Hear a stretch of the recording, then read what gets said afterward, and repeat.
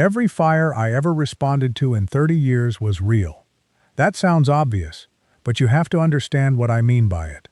When the call came in, structure fire, vehicle accident, industrial incident, whatever it was, I never once stopped at the station door and asked whether the emergency was genuine before I got on the truck. You don't do that. You can't do that. The entire architecture of emergency response is built on the assumption that the call is real, and that your job is to move immediately, assess on arrival, and act on what you find. Hesitation costs lives. Verification is a luxury that emergencies don't offer. I lived by that for 3 decades. I got commendations for it. I trained other people to operate that way. And then I retired to Thailand and met a 28-year-old woman from Buriram named Orawan, who understood that about me, even though I never told her, and who spent 26 months presenting me with a rotating series of family emergencies that required immediate financial response, and that I later discovered had never existed at all. Every single one of them, fabricated, every dollar I sent, $310,000, gone into fires that were never burning. My name is Patrick, and I am 65 years old, and I want to tell you exactly how this happened. I grew up in Tucson, Arizona, the son of a mechanic who worked long hours, and a mother who made everything stretch. We weren't poor in the way that leaves permanent damage, but we were close enough to it that I understood from early on that money was something you worked for, and didn't waste, and didn't take for granted. I joined the Tucson Fire Department at 22, 2 years out of community college, because a neighbor named Ron, who'd been a firefighter for 15 years, told me it was the best job in the world, and he wasn't wrong. I loved it from the first week. I loved the structure of it, and the physical demand of it, and the fact that when something went badly wrong for someone, you were the person who showed up. That meant something to me. It still does, even now, even after everything that happened. The job itself was never the problem. What the job did to how I think, that was the problem. I retired in 2018 at 62 after 40 years of service, the last 12 as chief of a mid-sized department covering a population of about 200,000 people. My pension came to $3,900 a month, and with the disability supplement I'd qualified for after a knee injury in 2014, it was just over $4,600. I had $310,000 in savings from 40 years of careful accumulation. My house in Tucson was paid off. My son Michael was in Denver doing well in construction management, and my daughter Sandra was in Phoenix working in healthcare administration. My ex-wife Carol and I had divorced in 2009 in the amicable way of people who had grown into genuinely different people and were mature enough to recognize it without turning it ugly. I was, on paper, set. What I was not set for was the silence. The silence of retirement after 40 years in a job where silence meant something was wrong. I tried fishing. I tried golf. I drove down to Michael's place in Denver for 2 weeks in the spring of 2019 and realized by the end of the first week that I was making him anxious with my restlessness. I had no mechanism for purposelessness. My entire nervous system had been calibrated for urgency, and in the absence of urgency, it produced a low-grade agitation that I medicated with long walks and bad TV and the occasional bourbon, none of which solved the underlying problem. Thailand came from a guy named Kevin Riordan, a retired police lieutenant from Phoenix, who I'd met through a law enforcement and fire service social group that met monthly at a steakhouse on Oracle Road. Kevin had done 2 months in Chiang Mai the previous year and came back evangelical about it. He showed me photographs at dinner one evening in October 2019, motorcycle trips through mountain roads, markets at dawn, the quality of light at the end of the day, and talked about the cost of living with the enthusiasm of a man who had discovered that his retirement income could make him feel prosperous rather than merely adequate. "Go for 6 weeks," he said. "If you hate it, you come home. You won't hate it."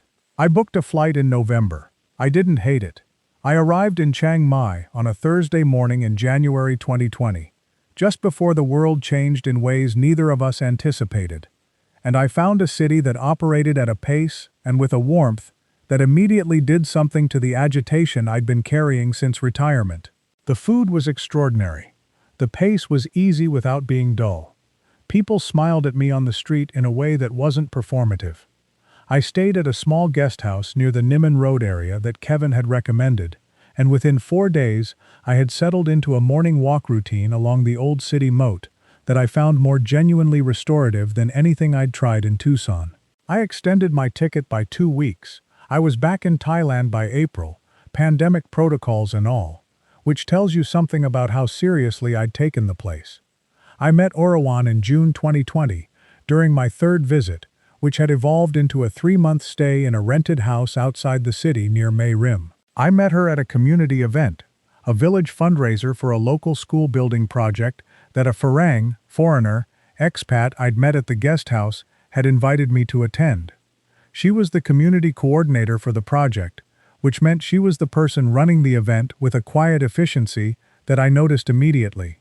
She was 27 at the time, small and calm in the way of someone who has learned that calm is more effective than force, and she spoke English well enough that we managed a real conversation over the dinner portion of the evening. She had grown up in Buriram in the northeastern Isan region, moved to Chiang Mai to work for an NGO doing community development, and returned periodically to her home village to run volunteer projects. She had an easy moral seriousness about her that I found immediately compelling. I want to be precise here. She presented as someone of unusual integrity. That was the specific quality that made me trust her. Not charm, not youth, not anything that I would have been on guard against. Integrity. The kind you recognize from people you've worked alongside in high-stakes situations where character gets tested.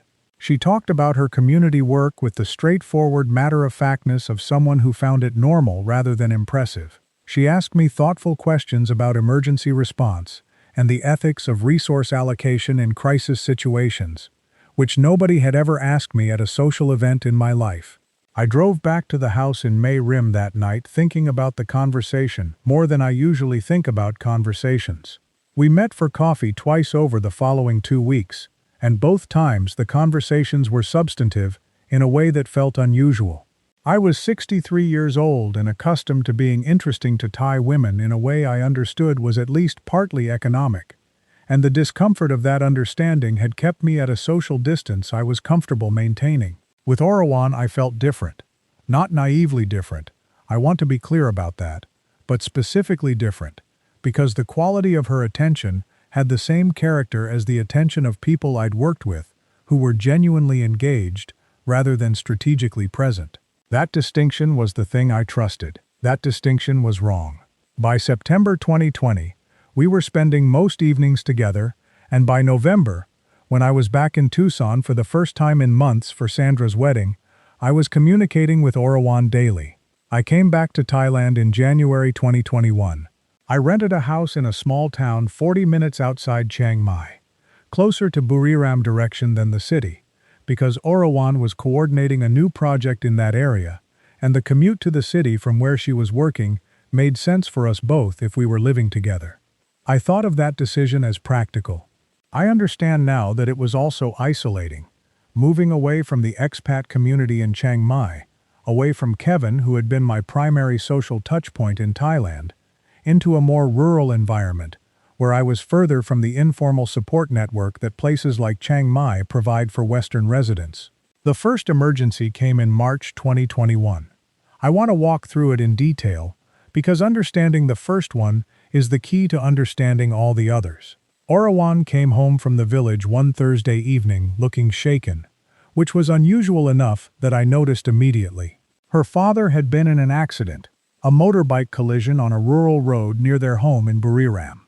He was in hospital in Nakhon Ratchasima, the nearest city with proper surgical facilities, needing an operation to repair a fractured pelvis. The hospital required a deposit before surgery. The family had 30,000 baht, Thai currency, then about $900 available. The deposit required was 180,000 baht, approximately $5,400. She wasn't asking me. She was telling me what had happened. There is a distinction there that I now understand was tactical, because me not being asked made me feel that my decision to help was genuine generosity rather than a response to pressure. I wired $5,500 to the account she provided, which she said was her brother Arthit's account because her father didn't have a personal bank account. The money transferred that evening. The next day she told me the surgery had been scheduled and that her father was stable. She was grateful in a way that seemed private rather than performed. She cried briefly and then composed herself and thanked me with the kind of directness that felt more genuine than effusiveness would have. 2 weeks later, she showed me a photo on her phone of her father in a hospital bed, looking frail but present, with her mother beside him. It looked completely real. It was not real. I know that now. I did not know it then. That first emergency established a template that I was too close to see. An emergency arrived. It was urgent. Delay would make things worse. The amount required was just large enough to be significant, but just small enough to be within my immediate capacity to provide, without consulting anyone or reviewing my finances. The documentation she showed me was sufficient to appear legitimate without being sufficient for formal verification. And when I responded, I felt good about it, which is the part that nobody talks about. I felt like myself. I felt the specific satisfaction of someone whose professional identity is built around effective emergency response, doing the thing that professional identity is built to do. The manipulation was not against my nature. It was perfectly aligned with it. My friend Kevin came to visit in April 2021, driving up from Chiang Mai, where he'd resettled after the pandemic restrictions eased. We had dinner at a place I liked near the market in the town. Outdoor tables, a fan overhead that did very little in the April heat. Kevin had been in Thailand long enough to have developed strong opinions about the dynamics between Western men and Thai women, and he expressed them that evening with the directness of a retired cop who has stopped worrying about being polite. He told me that Orawan seemed genuine from what he'd observed, and he meant that as a concession rather than an endorsement, because the next thing he said was that in Thailand seeming genuine and being genuine were not the same thing, and that the region she was from was one he'd heard mentioned in a specific context more than once by expats who'd had problems. He didn't say her name again for the rest of the evening. He said, "Just go slowly with the money side, Patrick. Whatever else is happening, go slowly with the money." I said I would. I thought I was. By the time I understood what was actually happening, I had been going fast with the money for 14 months. The emergencies came in waves. Not continuously. There were gaps of 6 to 8 weeks between them, which I now understand was deliberate, because a constant stream of emergencies would have eventually produced the friction of exhaustion, whereas a patterned series with recovery periods between each one felt more like life in a genuinely unlucky family than like a systematic extraction. Orawan was sophisticated about this. She, or whoever she was coordinating with, understood human endurance in a way that I find genuinely impressive in retrospect, if impressive is the right word for something that made me destitute. After the father's accident in March 2021, there was a gap of nearly 3 months until the next one arrived.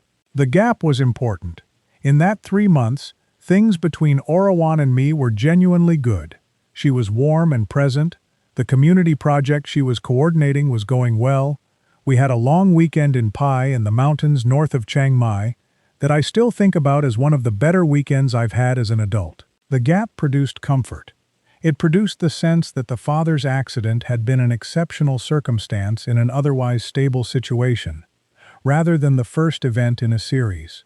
The gap was, I now believe, as carefully calibrated as everything else. In June 2021, her younger sister, I'll call her the sister because the name is on my banned list for this account, had a complicated pregnancy requiring hospitalization in Bangkok for early intervention that the regional hospital in Buriram couldn't provide. Orawan explained this over dinner, quietly, not dramatically, which was her consistent approach. Understated presentation that required me to ask follow-up questions rather than simply reacting to an obvious emotional display. The hospitalization required a deposit of 240,000 baht, approximately 7 to. I asked if there were other options. She said the sister's husband had no savings, and his family had contributed what they could, but the Bangkok hospital required the full deposit before admission. The baby's life was at risk, she said, if the transfer didn't happen before morning. I transferred $7,500 that night, slightly more than required, because I wanted her to have a buffer. She called me the next morning and told me the sister was admitted and stable. She did not cry this time. She simply said thank you, and the way she said it was very quiet and direct, and I believed her completely. The sister had a healthy baby, she told me several weeks later, and showed me a photograph of a newborn on her phone that could have been any newborn anywhere. I did not ask for documentation of the hospitalization or the hospital's name or any formal record of the procedure. The thought did not occur to me to ask. The emergency had been resolved. That was the category I filed it in. Resolved emergency, cost $7,500. And I did not examine the category further. In September 2021, her brother Arthit's small transport business suffered what Orawan described as a catastrophic week. One of his 2 trucks was involved in a road accident on the highway between Buriram and Nakhon Ratchasima. Not Arthit's fault, but the other vehicle's owner was connected to a local loan shark operation that was threatening Arthit with physical consequences if the damages weren't settled immediately. The amount needed was 320,000 baht, $9,800 at the rate that month, to settle the claim and provide enough to have the truck repaired or replaced. This one came with a sense of physical threat that I found activating in a different way than the medical emergencies. Physical danger is something I have trained responses for. It made me faster, not slower. I sent $9,800 the same afternoon she called. In November 2021, Orawan's mother was diagnosed with what Orawan described as an early-stage liver condition that the Buriram Provincial Hospital had detected but could not treat. A specialist clinic in Bangkok, she named it, a clinic I have since been unable to find any record of under the name she gave, offered a targeted treatment protocol that she described in detail, with the kind of specific medical language that suggested she had either researched it carefully or been coached to deliver it. The first treatment cycle required $14,300. The mother's health was something Orawan had spoken about with obvious affection throughout our relationship. I had a clear picture of the woman from years of described Sunday phone calls and the Songkran visit I'd made to Buriram in April. And the thought of her being seriously ill produced in me exactly the response Orawan had understood it would produce. I did not pause. The money went the next morning. These 4 events covered the period from March to November 2021.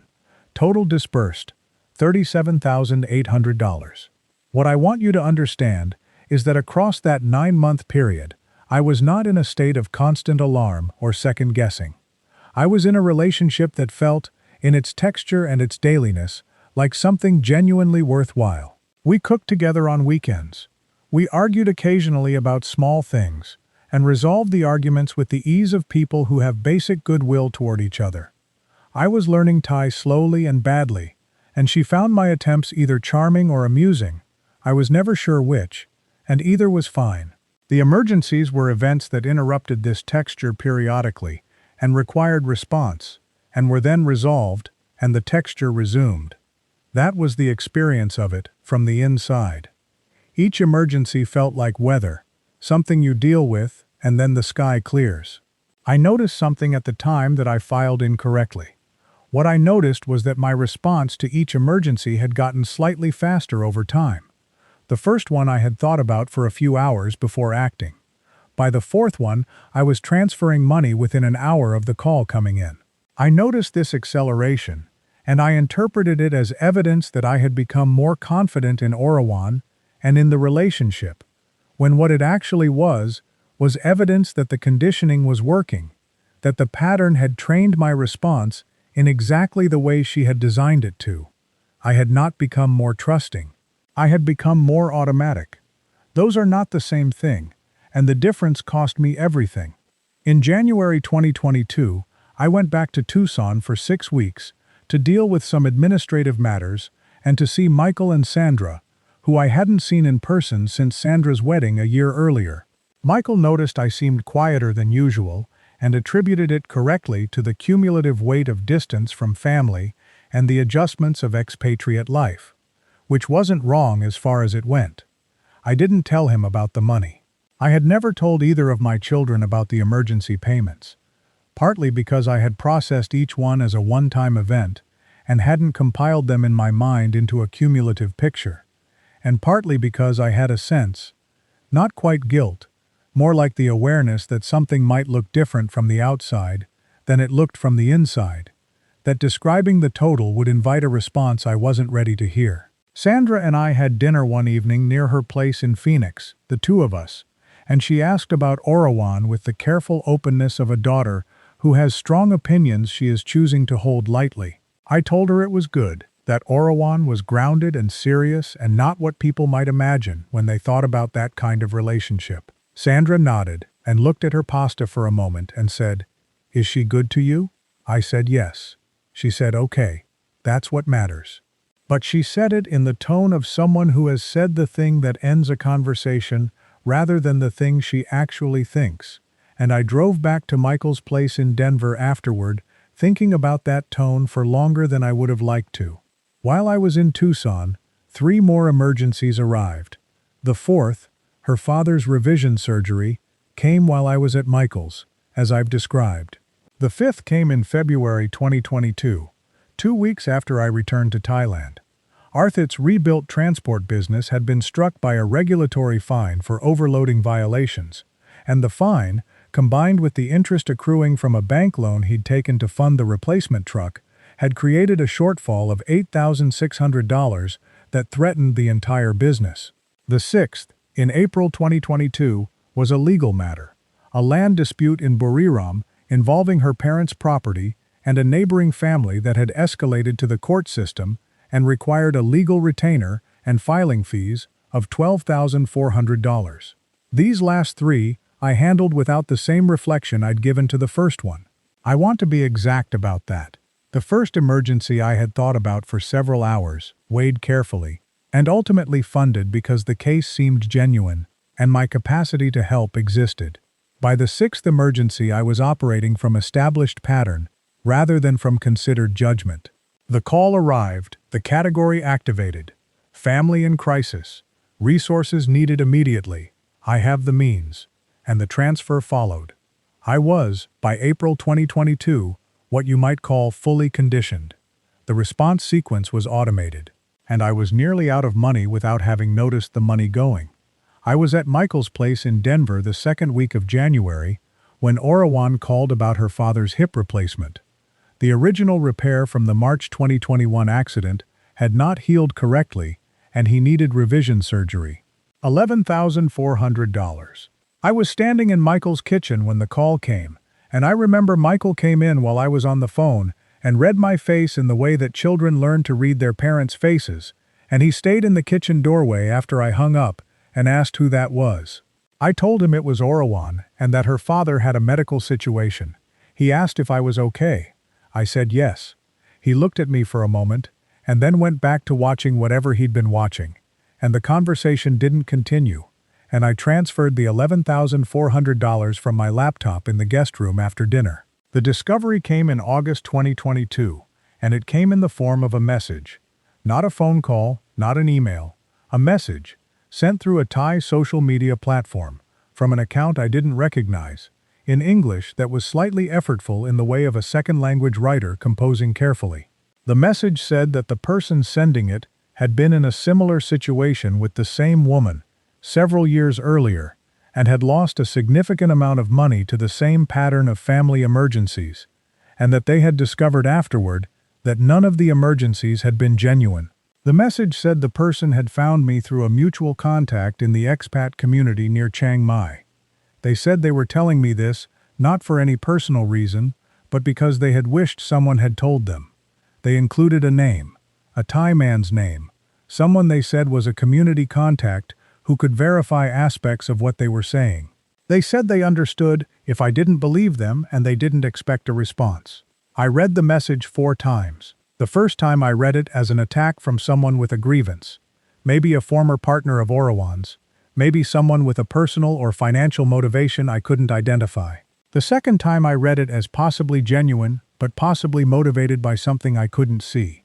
The third time I read it with the specific detachment I had learned to apply in my career to accounts of events I hadn't witnessed. The way you assess a bystander's description of an incident, which might be accurate, and might be partial, and might be entirely wrong. By the fourth reading, at 2 in the morning with the fan running and Orawan asleep in the next room, something in my chest that I had been keeping very still for a long time quietly stopped staying still. I did not confront Orawan that night.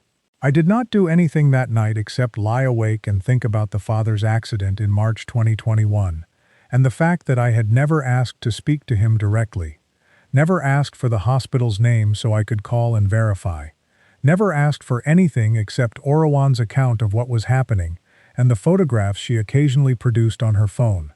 I thought about 30 years of emergency response, and I thought about how the one non-negotiable rule of scene assessment is that you do not accept the dispatch report as reality.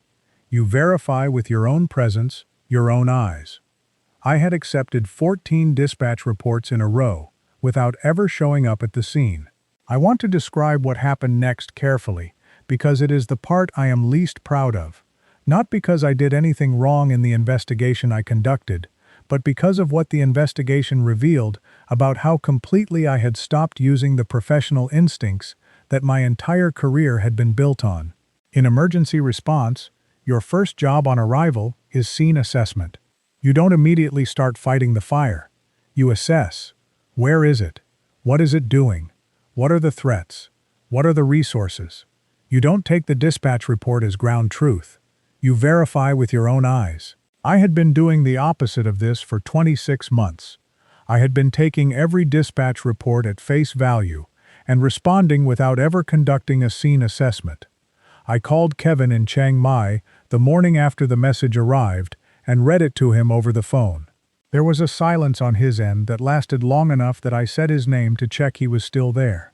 He said, "I know the name they gave you. He's reliable." Another pause. Then he said, "How much have you sent total, Patrick?" I hadn't added it up. That should tell you something about my state of mind over those 26 months.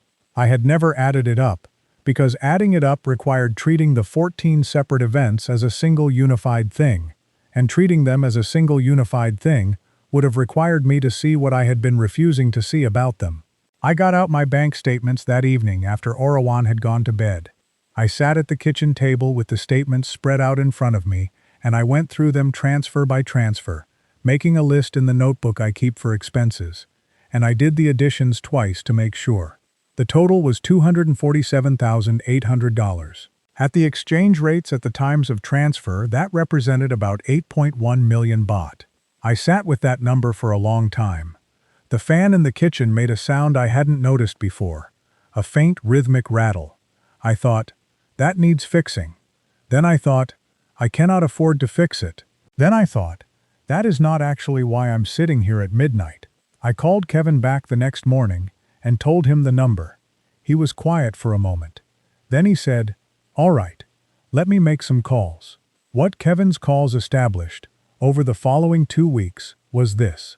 Orawan's father had no hospital records at Nakhon Ratchasima Regional Hospital for the period in March 2021 when he was supposedly there for surgery. Kevin's contact, a Thai man named Prasert, who ran a logistics business and had deep community connections in the Isan region, confirmed this through a contact at the hospital administration. The photo Orawan had shown me of her father in a hospital bed was, when I looked at it again with different eyes, a photograph of an older man I could not verify was her father, in a room that could have been any private room anywhere. Her sister had no record of a complicated pregnancy hospitalization at any Bangkok hospital that Kevin's contact could identify. Her brother Arthit existed, but his transport business, when Prasert asked around informally, was reported as operating normally, with no history of the vehicle accident and debt crisis that had generated $9,800 from me in September 2021. The mother's liver condition was the one I kept returning to. I had felt most certain about that one because Orawan had been visibly distressed when she told me, and had seemed genuinely frightened, and I had held her while she cried, and felt that specific helpless tenderness of wanting to protect someone from something you can't stop. That, it turned out, had also been fabricated. Her mother was healthy. Prasert knew the family slightly through the community network that operates in Buriram and confirmed that Orawan's mother had been seen at the market in her home village throughout the period when she was supposedly undergoing specialist treatment in Bangkok. I confronted Orawan on a Tuesday evening in September 2022. I had spent 2 weeks verifying what Kevin and Prasert had uncovered, and I had arrived at certainty before I said anything, because I did not trust myself to handle the confrontation if I left room for the possibility that I might be wrong. She came home from wherever she'd been. She had told me she was visiting a friend, and I had stopped tracking these accounts in any detail, and found me sitting at the kitchen table with my bank statements in front of me, and a list I had written out of every emergency, every amount, every date. She went very still, not surprised. That is what I remember most clearly. She did not look surprised. She looked at the list and she looked at me, and she said, "I was going to tell you." I said, "Tell me what, exactly?" She said, "That some of the emergencies were different from how I described them." I said, "None of them were real." She said, "You wouldn't understand how hard it is when your family has nothing, and you have—" She gestured at the space around us, meaning me, meaning my pension, meaning the $310,000 that was now largely gone. I said, "How much is left?" She didn't answer. I said, "Orawan, how much of what I sent is left?" She said, "I gave it to my family." "Most of it." I said, "For what?" She said, "For things they needed." I asked her if any of the emergencies had happened. Any of them. She looked at the table. She said, "My father did have an accident. It was small. We needed money for the hospital." I said, "How much?" She said, 20,000 baht. About $600. I had sent $5,500. The remainder, $4,900 from that first transfer alone, had gone somewhere else. I thought about that for a moment. Then I thought about what Kevin had said, that her father had no hospital record for that period. I said, "Did he have surgery?" She was quiet. I said, "The hospital has no record of him." She looked up at me then, and I saw something on her face that I cannot fully describe. Not guilt exactly, and not defiance exactly, but something that was a mixture of both, with a third thing underneath, that might have been relief. As if the performance was finished and she was, at some level, glad to put it down. Kevin came up from Chiang Mai 2 days later. He sat at the same kitchen table, and I made coffee, and we went through the numbers together, with the focused pragmatism of 2 retired public safety professionals, who understand that emotion is not useful in the assessment phase. Total transferred, $247,800 over 26 months. Money that could be verified as remaining, essentially nothing. Orawan had confirmed, in the conversation after the confrontation, that the money had moved quickly, to her family in Buriram, to accounts she would not specify further. Kevin's assessment of the legal recovery options was the same as every assessment I received over the following weeks from 2 different Thai lawyers. Civil action possible, recovery unlikely given the dispersal of funds, timeline of years rather than months, legal costs substantial.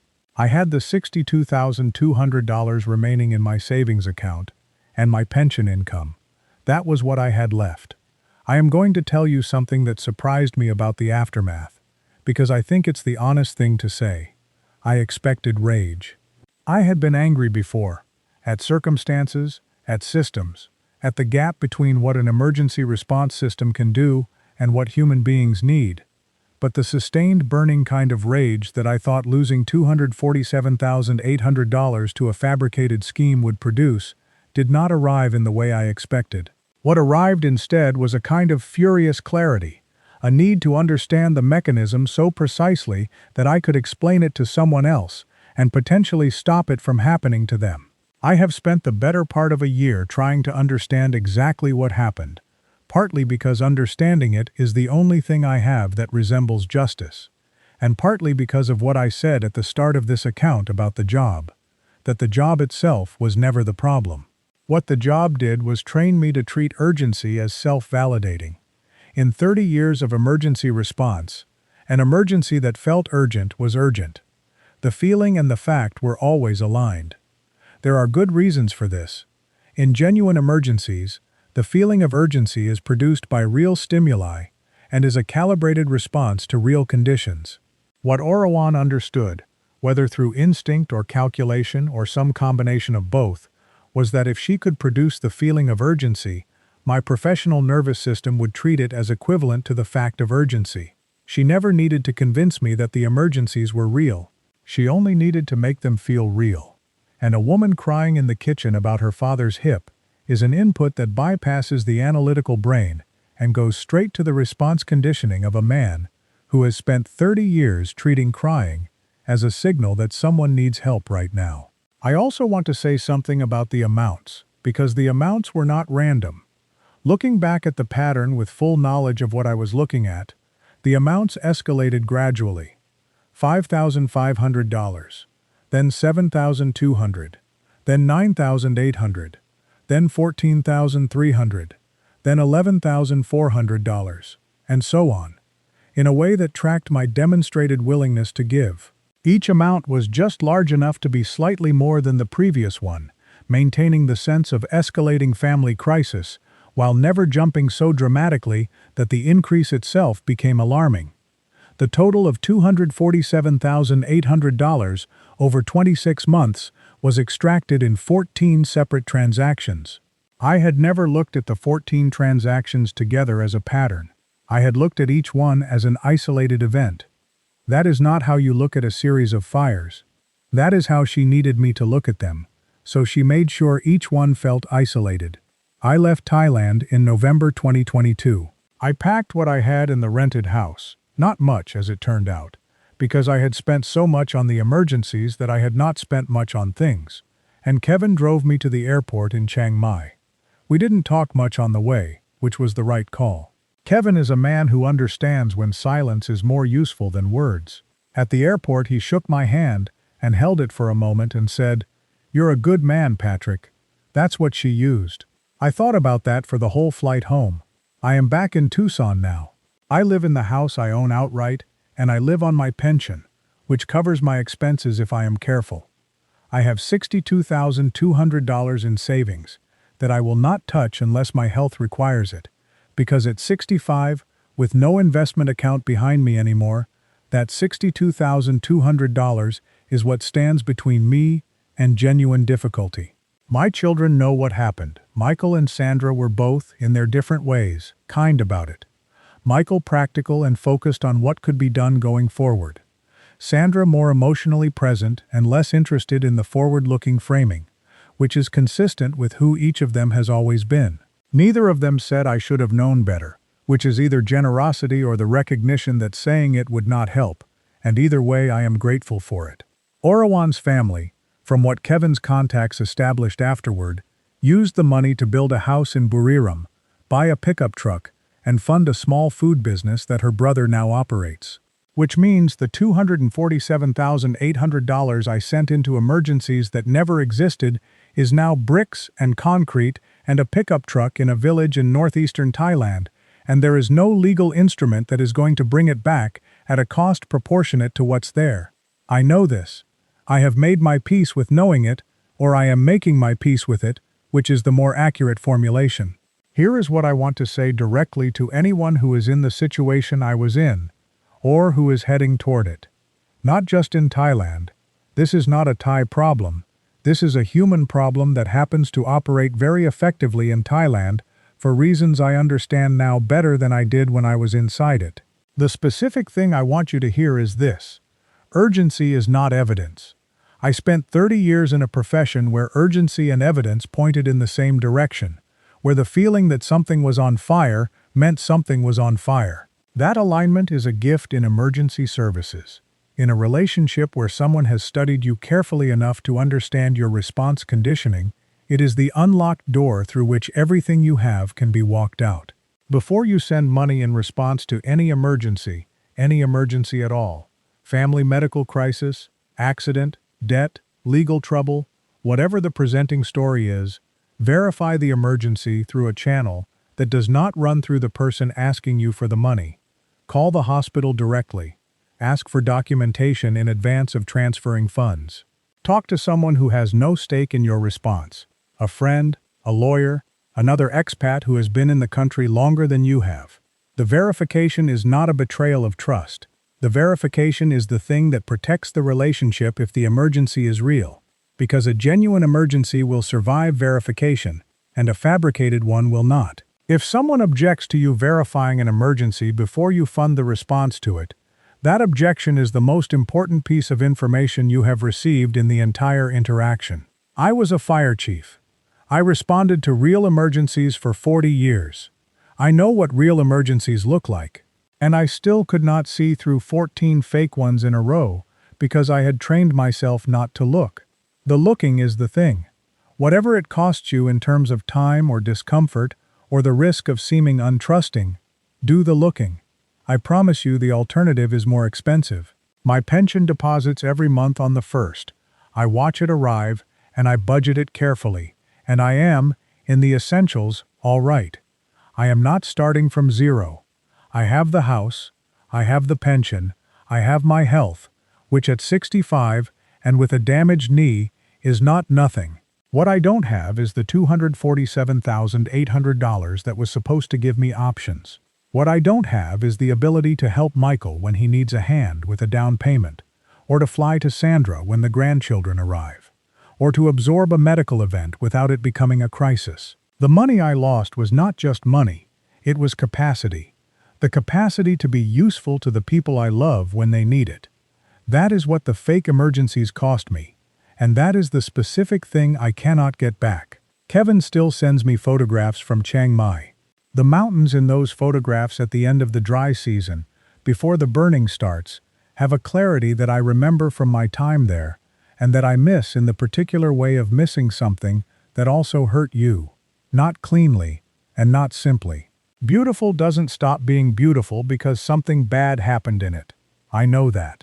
I'm still working on feeling it. The pension deposit's on the 1st. The fan in the kitchen is fixed. Some things I got to in time.